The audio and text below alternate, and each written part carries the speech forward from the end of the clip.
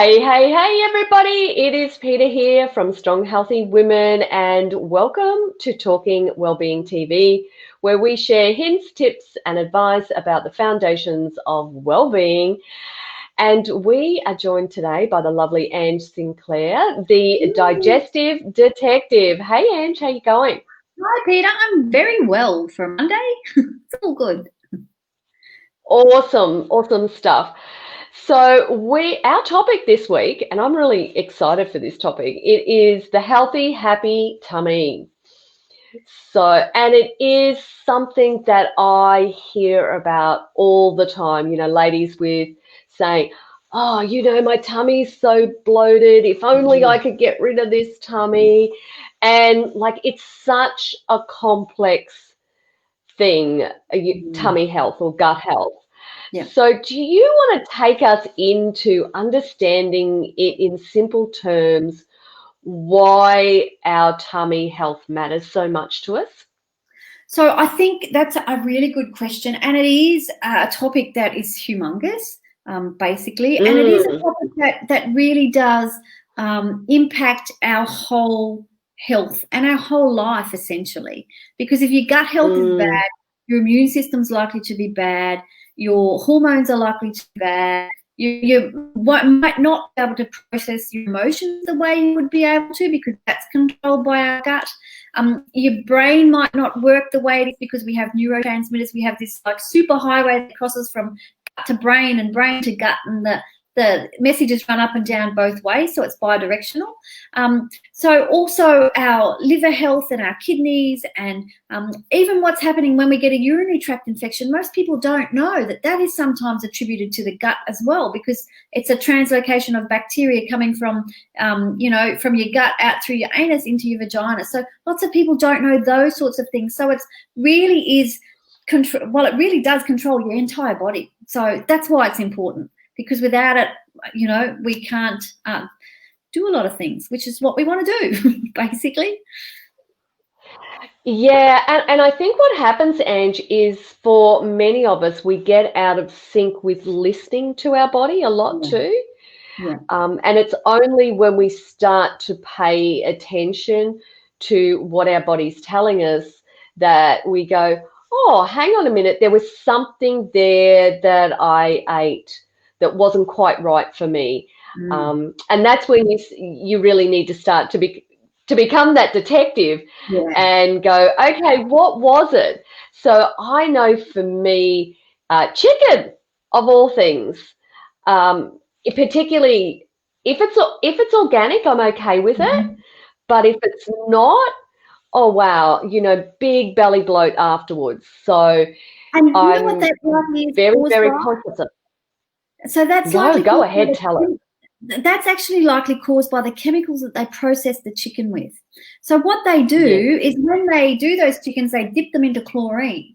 So it's likely the chlorine that when you eat it, it's not happy. It doesn't make your gut bacteria happy. So that's the reaction you get. So it's really interesting. I've had lots of people react to chicken in that same way. So it is a thing. It's a real thing. Whereas they have organic chicken, there's no problem. But they have the commercially farmed chicken, and it becomes problematic. So it's an interesting thing. So that's why. Yep, that's right. And there's no KFC for me then. No, it's not a bad thing. Don't feel bad. No, I don't. It's okay. Just throwing that in for good measure. And so what can we do to start to pay attention to our tummy a little bit more? What types of things would we look for? Well, I think the important things to look for is we all get bloated.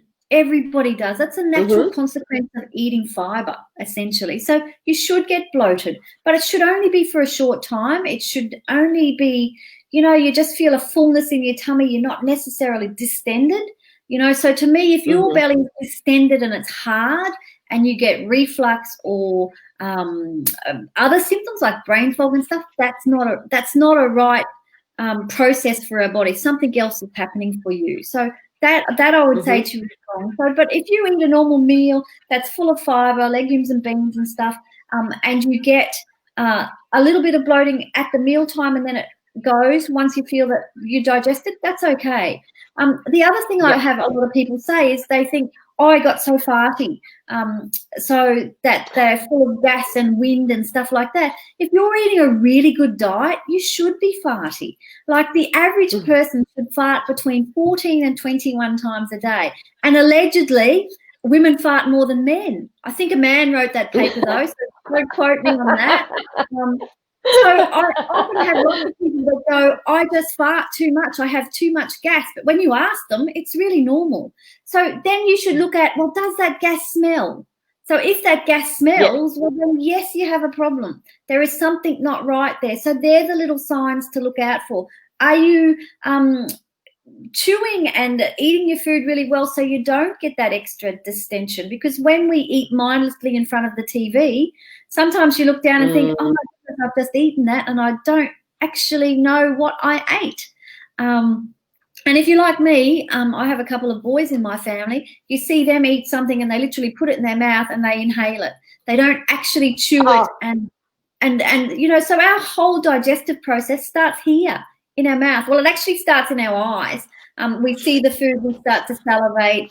Then it starts in our mouth. So the longer you can keep food in your mouth, the less bloating and work that your actual digestive system has to do, because the mouth and the saliva actually makes a bigger surface area. And I say to people, when it gets into your stomach, and you have the hydrochloric acid that breaks it down, it goes from your stomach to your small intestines at 1 teaspoon at a time. So imagine it comes across a big lump like this. There's a lot of work for it to do. Digestion is takes up 1/3 of our body's daily energy, 1/3. So imagine if it's got to break down big chunks like this, we're just making it much more difficult. So sitting in a really relaxed state, making sure we chew a lot, they're all good things that we can do to look at our process. Are we really gassy? Do we have to rush off to the bathroom as soon as we finished eating? All those things are really important to take a note of and see what's normal for you, but is it abnormal when you talk to other people? So I think that's a good thing, because we probably don't do that often enough. And then around stools and what your poo looks like, people don't compare poo often enough, and I think that's problematic, because some people think that we do it when kids are when there's babies, but we don't talk about it as adults. It becomes this real taboo subject, and there's a lot poo can tell us about how healthy we are. And I think that's really important. We need to be getting more, like if I ask somebody, so what does the stool look like? Does it sink or float? Some people will go, oh, I don't even look. And that's a real mistake, because that not looking, if you have blood in your stool, that can be a consequence of bowel cancer or something like that. If you're not looking, you don't have that opportunity to get it diagnosed early and get it treated. And that for me. That's right. Yeah, so that really is a problem for me. Difficult. Yes, and like pooping regularly is another thing as well too. Yeah. So there are many ladies I come across where, they might go 2 to 3 days without going to the bathroom at all.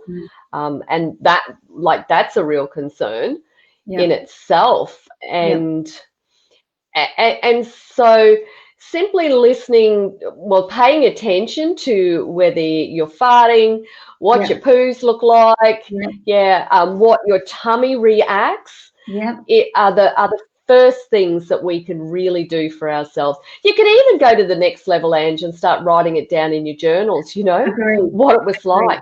Yeah. Totally. And then I can step back and go, well, when I go to sit and eat my dinner, am I in rest and digest? So a lot of us are standing eating at the kitchen bench, or we're driving in the car eating something, and when we're in this sympathetic dominant nervous system like fight or flight, we don't really digest food, because what our body is doing is saying, hello, we're not going there. We're sending blood to our hands and our feet so we can run away. So it stops digestion. And so many of us are doing that. We're sitting at we're standing at the kitchen bench, we're in the car. So that then also increases, we're sitting at a computer doing this. So that also increases how much bloating we get. So my suggestion to people is to sit quietly before they start to eat. take 3 really big, deep breaths down into your belly. Deep breath.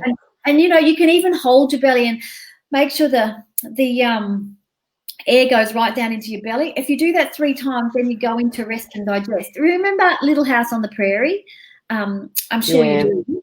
I used to love that show, and they would come in from out in the field, and they would come in, they'd sit down for lunch, and they'd hold hands. So that was for the religious aspect, but it's also too, they all sit there for a moment, they all be still for a moment, and they get from fight or flight out in the field in case somebody came riding over the hills.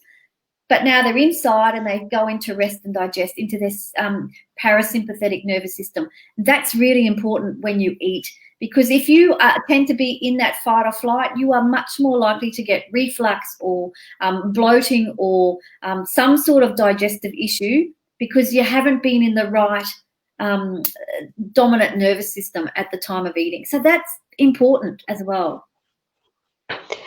And even like deep breathing is a really interesting thing, Ange, as well too. So for many of us, we breathe up here. We don't take it down into our belly. And so one of the things that I've recently was talking to Sal about, and I said to her, take a deep breath in, but make sure your tummy expands outwards while you're breathing in. Now breathe out and make sure it's the reverse for your tummy. And she's gone, oh my goodness, that's so hard. And it's like, that's what you need to do for that breath to really impact you. And that's what we should be doing, is to have those really deep breaths. Yep. And that's a hard skill to learn. Yeah, it's a hard skill to learn. And that's the same as the chewing. So you should chew each mouthful of food 20 to 30 times. So everybody tonight who's watching, sit down and try and do that. It's phenomenally hard. So I actually say to people, you get your knife and fork, you chop it up, you put the food in your mouth, pop your knife and fork down, and then pop your hands between your knees. And you chew 20 to 30 times, but don't stop. Don't pick up your knife and fork until you've chewed that many times. So imagine if you pulled, this is gross, people, if you pulled the food out of your mouth, you shouldn't be able to recognize one ingredient. That means that you have chewed it enough. I know it sounds gross, but we don't do it. Like I have people go, oh, I can see a stick of broccoli in my stool, and I think, oh, that's not good. So that's a really important skill, and it's a really hard thing to learn. So I would say if people can do that, you get a lot more nutrition from your food. As we age, we don't have that hydrochloric acid to break stuff down as we would have when we were younger. So that's problematic.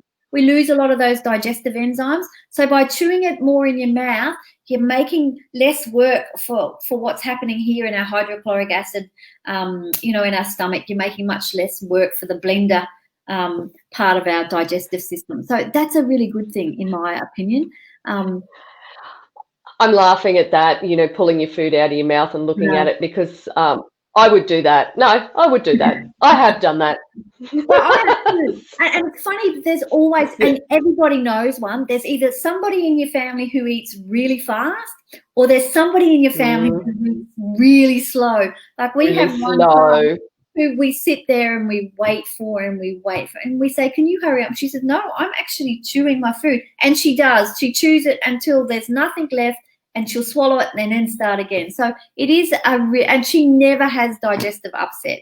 So it's a really good thing to be able for us to get into as a habit. And I think one of the other things is, as women, particularly when we've had kids or we're at work and we've only got so much time, what we do is we just scoff into that food and just so we can eat it, and we don't take that time out.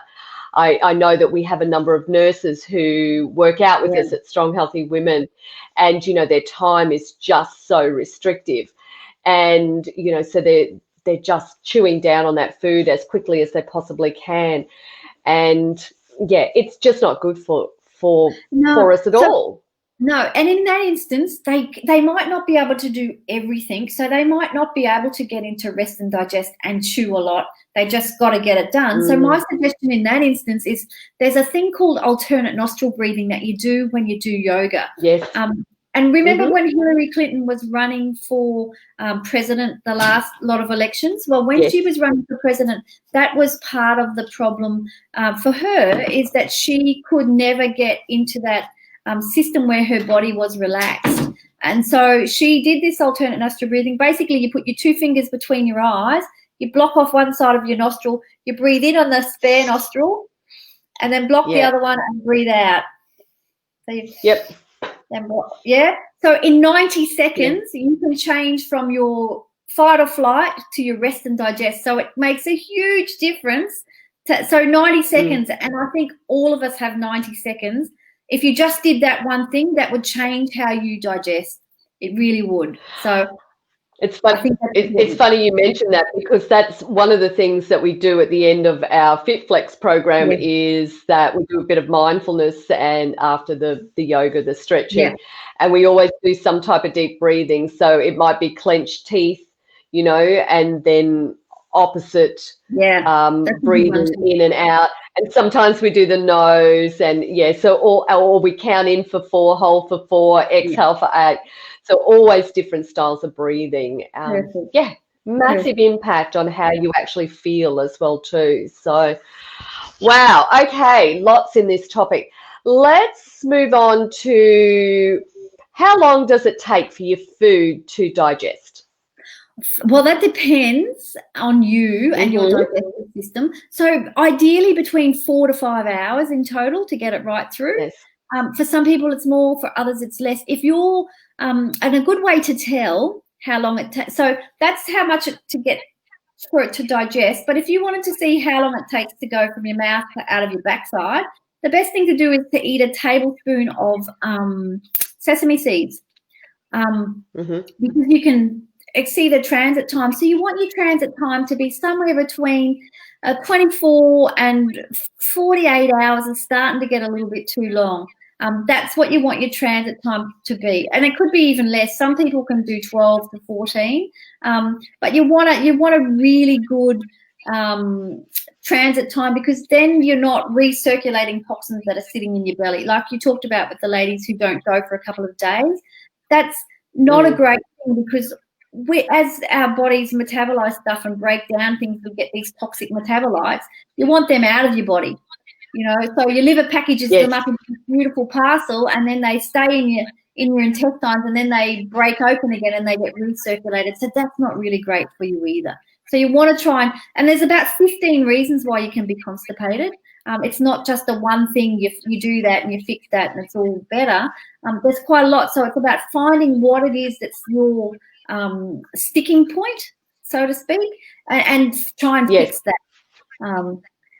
So that's really difficult. And then the other thing is just having some movement after you've eaten as well too. That would help your digestive system. It does. Yep. And so there's real research around, Peter, that cross-crawl motion. Yes. You know, across your body, your arms going. There's real research around that being really great for your digestion, because you're moving everything around the way it goes. You're going up the ascending colon, across, and then down. So it's moving everything in the direction that it needs to go. So I think that's a really important thing. And it doesn't need to be long. 20 minutes is plenty. 20 minutes, I often say to the ladies, if you can do it after a meal, just getting out and, you know, walk around the outside of your house, you know, just look around for 20 minutes. And look, like, seriously, if you've only got 5 minutes, then 5 minutes is better than nothing at all. Totally. Yeah. I think that's an important thing. All right. Now, let's just, I think, quickly touch on variety. There were a few topics we wanted to talk about today, but that's all right. We've got a few days to get through. Absolutely. Can I just add one more thing? One of the problems I see with digestive issues is us overeating. And so that's a really big one I see. A lot of us overeat. We eat way too much. And I always say to people, if you've got a front-loading washing machine, have you ever stuffed too much into the front of it and then run the cycle? So what happens then if you pull the clothes out, the ones on the outside are wet, but the ones in the middle are still dry. They haven't washed. Well, that's what happens to us when we eat too much. We it gets into our belly. We can't break all of it down, and then it slows down in those patches where it's going through at a teaspoon at a time. Then you get the food coma that comes along with that.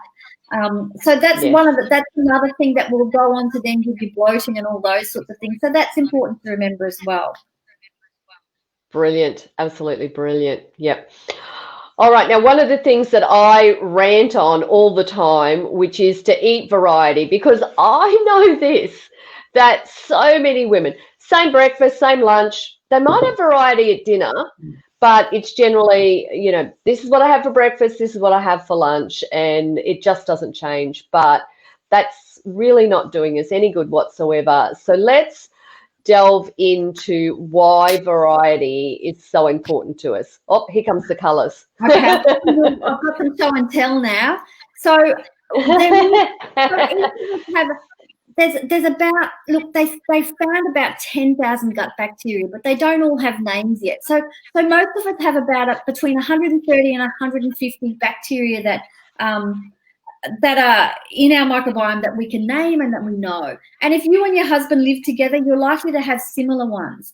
And so we know that those gut bacteria are fed by colours and phytochemicals. There's about 8,000 phytochemicals in food. So I always get people to do this little exercise and do it at home because it's really great and it's easy to do, and it'll give you a lot of information. And when you see it, you can't unsee it. That's what I love about it. It's like the moment of... So for a couple of days, write down everything you eat. Just write the protein, and then list, if you're having salad, write lettuce, tomato, cucumber. Lettuce, tomato, cucumber. Yeah. And so then I get you to get these 6 colours. So that's green, red, blue, purple, yellow, and orange. And then just go and circle the fruit and vegetables, the colours they are. And so then what you can do is you can actually go back and have a look at it. Do you have 6 colours every day? Lots of people don't have purple and blue. And look, blue's one that's a bit tricky because there's not that many blue foods, blueberries. And I always say to people, keep some blueberries in the fridge, try and have them a couple of days in the freezer, and try and have them a couple of days a week. But purple, we don't eat enough of purple. Now, what we know about colours, and this is really interesting, and I wrote about this in my newsletter last week. In the last year, there's been 1,052 different scientific papers on the colours of fruit and vegetables. That's pretty amazing. Yes. And they don't do that if it's not important for us. So they've discovered that when we use these colours, that it feeds different bacteria. So by having as big a range as we can, and by having that real diversity in food, if you're only eating eggs on toast, with no fibrous vegetables or stuff for breakfast, you're not feeding a really big subset. So eventually, if you have to take a course of antibiotics, it will kill gut bacteria. And for one course of antibiotics, you can kill gut bacteria for up to 4 years, and some of the species never come back. So if you're having every morning you're having eggs and maybe bacon and some mushrooms and some asparagus or some spinach and tomato or some kale or things like that, you're feeding a really big spectrum. So if you have to take an antibiotic, you're then not going to wipe out necessarily a whole population and then end up with an imbalance, which will then give you diarrhea or bloating or reflux or any of those sorts of things. So it's really important to do that. I often say 30 to 40 different types of fruit and vegetables a week, and I have people go, are there 30 or 40 different vegetables? So I often say to people, hear me in your ear when you're in the shopping centre or at your local fruit and veg shop. If you always buy brown onions, buy some purple ones. If you always buy, green zucchini, there's grey and there's yellow zucchinis. Mix it up.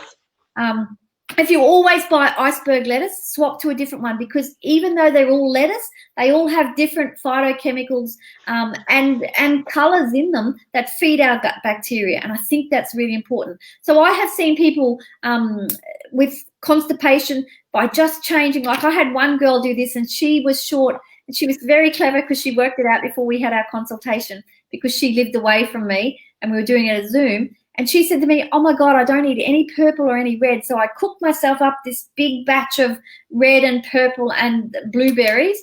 And she said, and the next day I went to the bathroom like I've never been to the bathroom before. So to show you that having something that's you don't normally have changes up. The other thing about fruit and vegetables too is they have, when they study them, they put them into 4 categories. I do 6, but they know that white foods are high in resistant starch generally, and we'll talk about that as the week goes on. But they're also they say that the research they've done is that the white foods inhibit cancer growth. So we want that.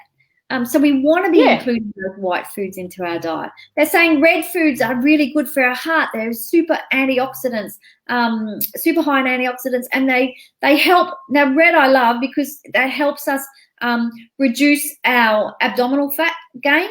So if you're really trying not to keep weight off your belly, lots of red foods in your diet, and mix them up. Don't have, pomegranates and strawberries and watermelons and all those sorts of things, because they're full of lycopene, which is a great antioxidant. And the blues and purples, we know that they supercharge our gut bacteria. And plus we know that blue and purple are really good for our brain health, which a lot of people don't know.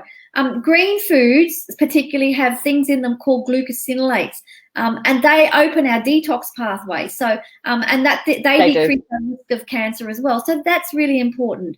The yellow and the orange, they have all of our fat-soluble vitamins in them. And basically, again, they have they're full of antioxidants, and they also work towards our vitamin A, because you can't get vitamin A from fruit and vegetables. So they have the precursor to the vitamin A. So you need those to be able to make vitamin A. So that's always a thing. And they're really good for our eye health.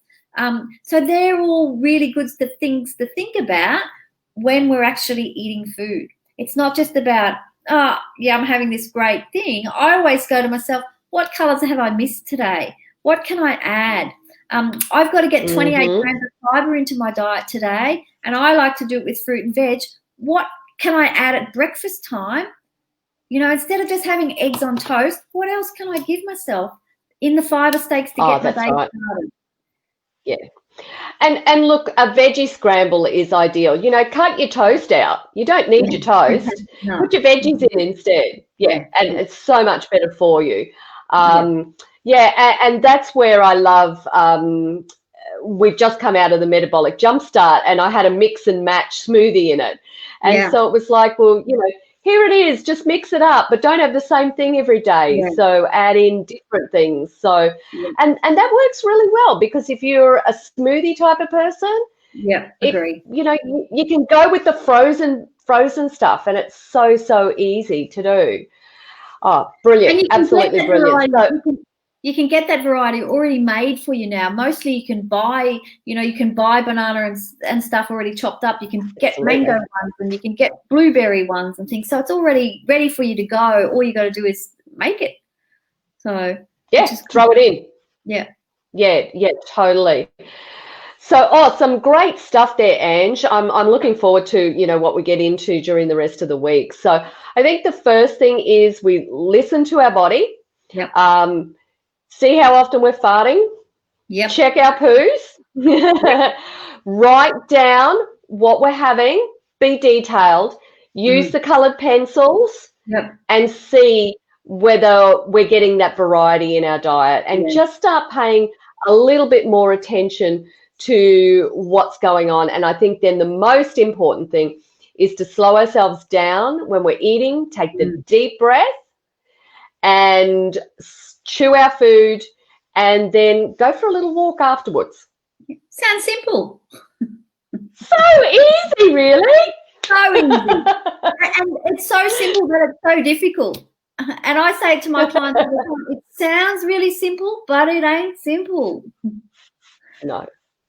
So, yes. Not simple at all. All good things. So, ladies, what I want you to do is, when you've listened to this, if you're listening to the replay, I want you to post below. I want you to tell Ange and I, what one thing are you going to do this week from today's session? So, one thing. We want to see it. Thanks, Ange, for joining me today. Okay. I'll see you on Wednesday. Brilliant. I'll see you on Wednesday. Yep. Okay. See you then. Yeah, thanks. Okay. Bye, everybody. See ya. Bye.